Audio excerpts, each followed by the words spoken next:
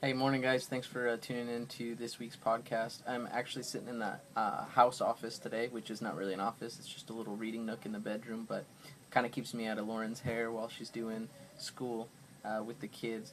Last week I was down with malaria for about 5 days, so I'm trying to catch up on some work that I didn't get done.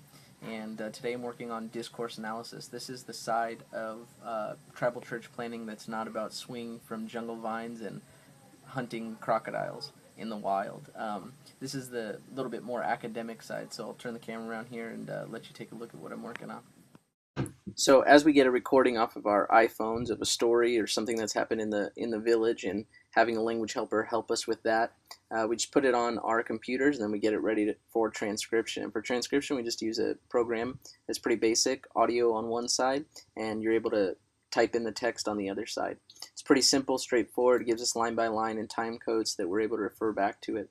From here, the text goes into another sheet that looks like this, and basically this is the discourse analysis sheet. This is where we start to define the theme and old and new information.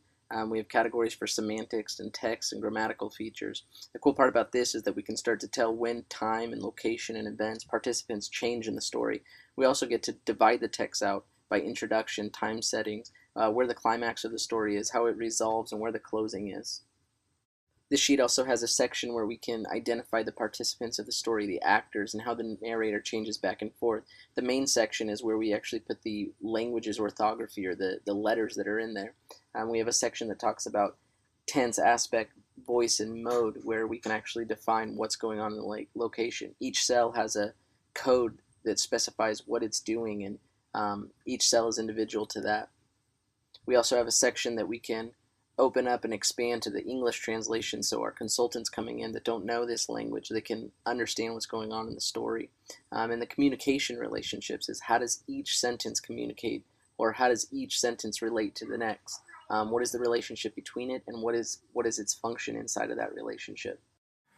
So there you have it. Discourse analysis is about taking all the features inside of a language that the native speakers use, and then learning those, and then being able to duplicate and replicate those in my own speech, and so that I sound more similar to the native language. And this is all for the purpose of being able to communicate clearly the message that we have. And so this is more the academic side of the tribal church planting process and some of the work that goes into that. So hope you guys keep enjoying these podcasts. Keep tuning in so you get a big picture of the road to planting a church.